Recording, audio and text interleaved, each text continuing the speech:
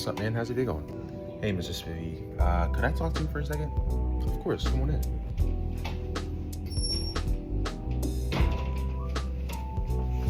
So, there's a scholarship, and one of the requirements for it is I have to talk about a specific service I've done for my community, whether it's, health related, whether it's just, I need to have an impact. And I haven't really had much experience with that realm. So I'm just wondering kind of how you got started doing service and if you've ever had an experience like mine. So you want me to talk about some experiences I've had in service? Okay, I can do that. All my life I've kind of been around service. My parents were very service oriented, so I've always kind of had that experience. I started in Boy Scouts when I was around 9. My dad and my grandpa were both in Scouts, so it was kind of natural for them to put me in, and my brother. Right away, I was already doing service projects. One of my favorite ones was scouting for food. It was basically a food drive where we put door placards on people's doors, and then a week later, we would come collect the food, the non-perishable food items that they put out in bags, and then we would take it to a food shelter.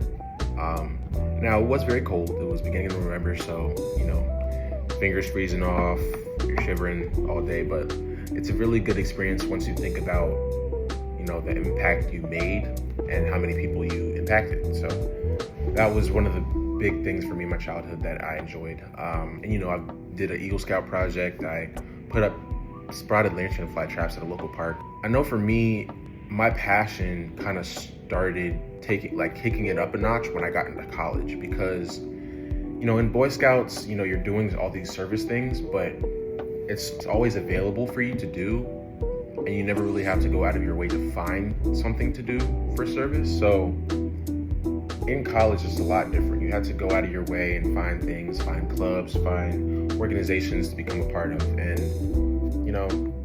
it's hard to do in college. But I did a lot of work this year. I did a couple food drives, street cleanups, stream cleanups.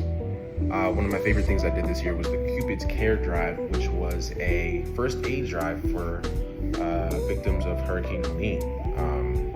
That one I did feel a big impact on because we collected hundreds of items that I know meant a big difference. But even beyond that, I was, doing presentations for high schoolers on college readiness, and I even did we made food for a homeless shelter. So, there's always something to do. There's always something you can make. One of the biggest things I had that I'm looking forward to hasn't even put in the works yet. I call it PASS. It's people acting to share and sustain. Think about it like a thrift store. Basically, you have people bringing things in they no longer either want or need, but they don't want to throw away. So, I took that and I kind of wanted to make it more personal.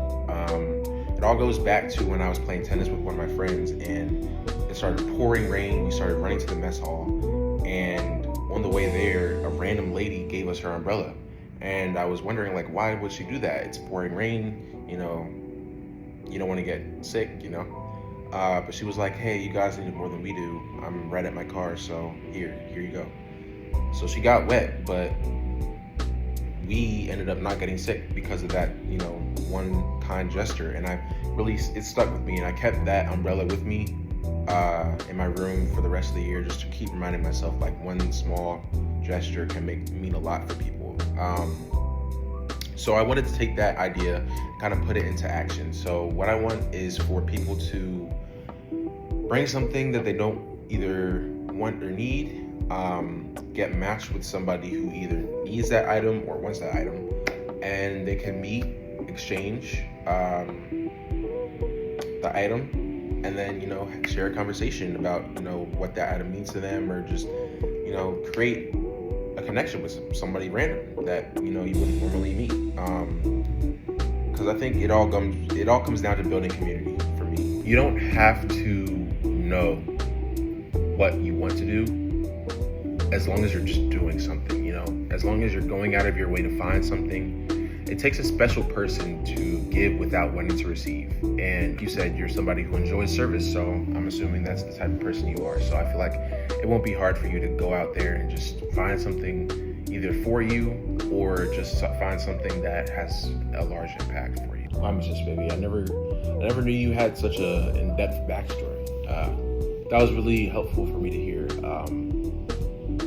I'm definitely gonna go look for something to do. I don't care really what it is, as long as it has an impact. So I appreciate your time, and I thank you for meeting with me. Yeah, see you next time. Of course, man, of course. Stop by anytime. I'm always here. All right, have a good one.